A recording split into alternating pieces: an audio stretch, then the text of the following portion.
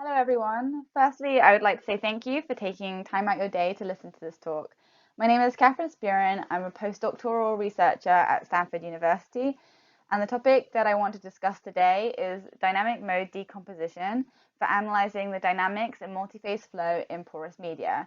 And I'm presenting this work that was conducted with Stefan Berg, James McClure, and Ryan Armstrong. And before I get started, if you have any questions, feel free to contact me using my email listed at the bottom. So, what is dynamic mode decomposition? So, the aim of dynamic mode decomposition is to extract the relevant dynamics for the flow from our data sets.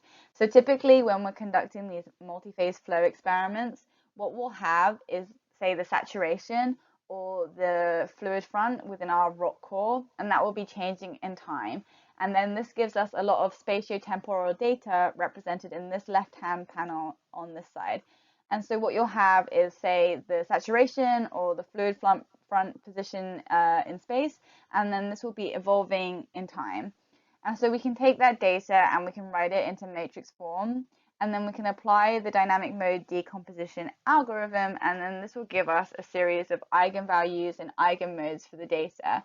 And so what you'll be left with is the modes in space and the dynamics in time. And you can superimpose all this data, and this should take you back to the original time series. And the aim of this is to have some sort of diagnostics for the fluid flow, what might be important for the larger scale fluid flow parameters. And there's a potential to give some future state predictions with these dynamics and modes. So what can we learn from this dynamic mode decomposition? So I just want to take this opportunity to really emphasize the physical relevance for this algorithm and what we're going to be doing in this presentation. So we have the noise in any system, and it is related to the transport coefficients based on time correlation functions shown in this equation here. So this means if we are able to characterize the noise associated with this observable signal, we could also be able to characterize the energy dissipation in the flow.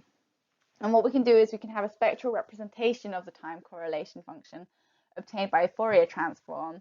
And these spatial and temporal dynamics are then linked to resonances in the system. And these resonances, which can be identified from the spectral signal, can be related to fluid flow topology. And also the eigenvalues linked to these exponents, which I will not go into in too much detail, can be used to characterize the relaxation dynamics of the system. And so what this basically means is that we can use the dynamic mode decomposition to extract characteristic times for the flow and potentially fluid topology.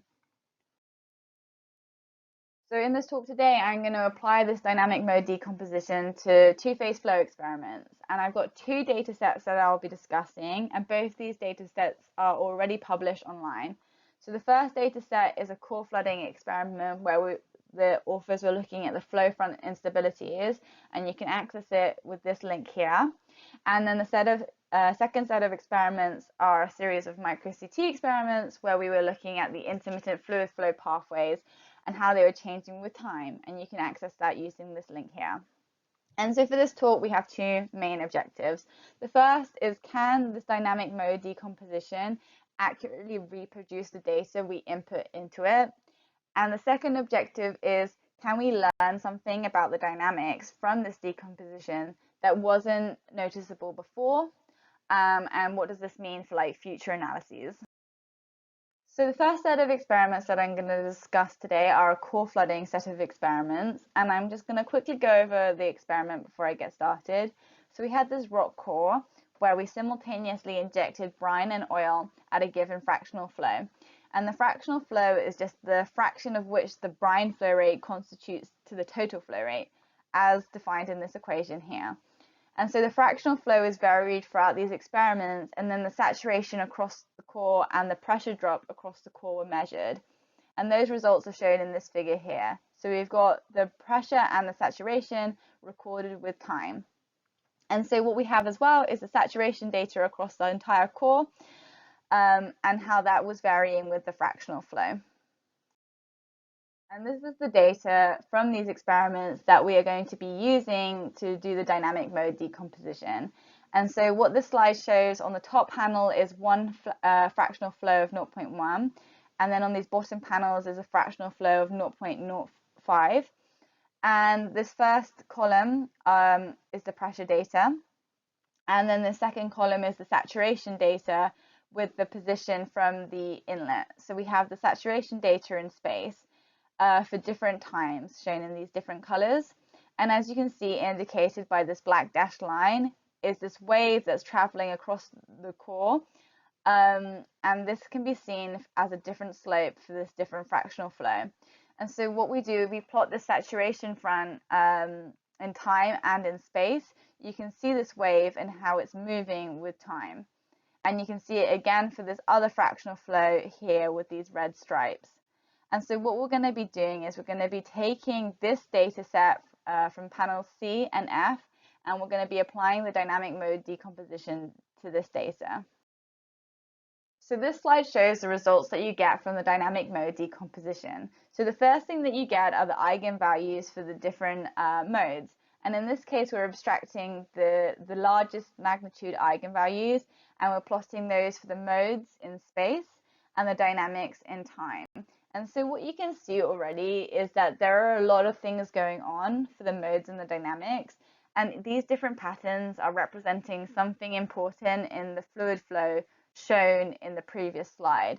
And so what we should get is these modes and these dynamics, and if we superimpose them, we should be able to reconstruct the data that we saw previously. And what we can see is that the dynamic mode decomposition is able to reconstruct the data pretty well. So what I have on the left-hand side is the original data set with the time, the saturation in time and space. And you can see these waves and how they're propagating in time. I've coarsened the grid so that the dynamic mode decomposition could run a little bit quicker. And so then you can see on the right-hand panel the results when we take all those modes and dynamics and we reconstruct the original signal. And so what you can see is that these waves are preserved, and the DMD does a very good job at reconstructing the data. But as you can see, there was a lot of different modes and dynamics that were doing a lot of different things and representing different parts of the flow. And so the question was like, how many of these modes do we need to reconstruct the data well? So what I'm showing on this slide is the modes and the dynamics reconstructed separately. So you can see, say from mode 2 onwards, this striped pattern that is going to be very important in the reconstruction. And then we have these other ones, say mode 0 and mode 1, which is showing different patterns. And the question is, like, are all these modes needed to reconstruct the data? And the answer is no, not all the modes are needed to reconstruct the data.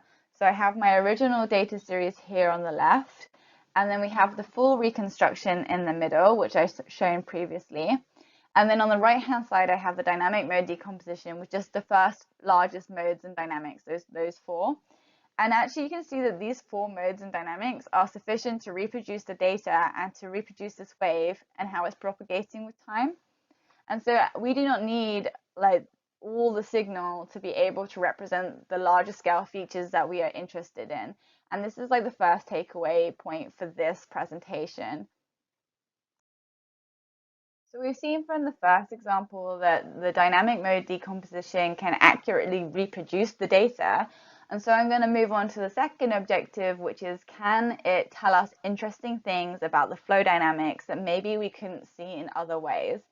And I'm going to do this with the second data set, which are these synchrotron experiments where the gas flow is intermittently connecting and disconnecting. So what I am showing in this top panel here is this experiment where gas and brine were injected simultaneously into a rock, and we waited until steady state. And the fractional flow was set as the variable here, same as before, where this fraction is the amount that the brine flow constituted to the total flow rate.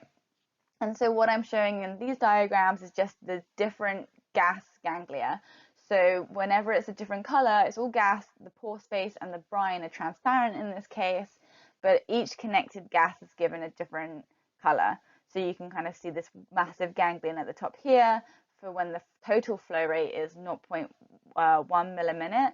And then as we're increasing the flow rate up until 0.7 milliminute, we're getting way more disconnected regions of gas ganglion.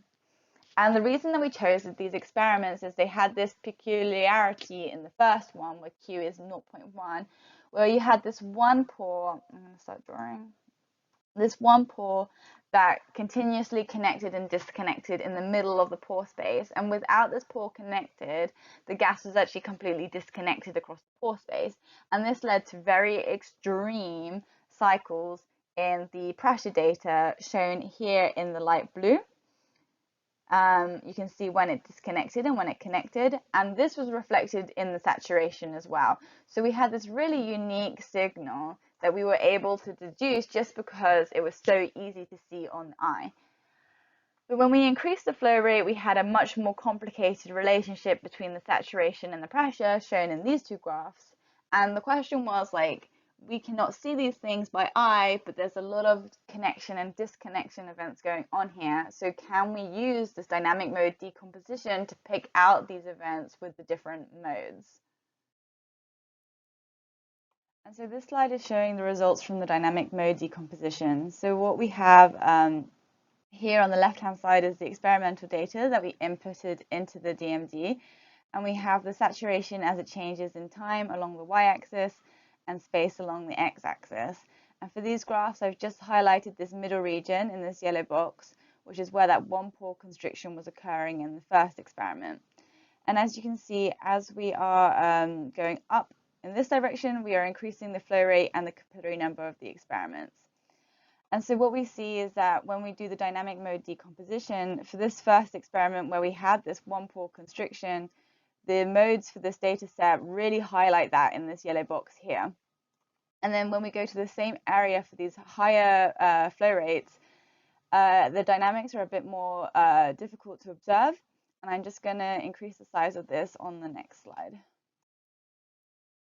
And so this is some of the results from the previous slide enlarged so that it's easier to view. But what I want to point out here is that this dynamic mode decomposition is picking up on dynamics that aren't so obvious to the naked eye. So for example, at the lowest flow rate, we have this one pore that's heavily controlling the flow and heavily controlling the pressure drop across the core. And this is very obvious in the dynamic mode decomposition, because we see all the modes converging to like this node right here in the middle where that one pore is. However, when we increase the flow rate to these two higher flows, the dynamics are more complicated and things aren't as easy to spot. But if you look at the same region highlighted by this yellow box, there's still some interesting things that are going on in this highly heterogeneous middle section of the core, especially shown in this final flow rate where there are these peaks. And so the flow is evolving with this higher flow rate, and things are changing, and the dynamics are getting more complicated. And so the dynamic mode decomposition is providing this good opportunity to explore these more complicated dynamics and what these intermittent pathways are doing at these different flow rates. And so to conclude, we use this dynamic mode decomposition to analyze these dynamics for multi-phase flow in porous media.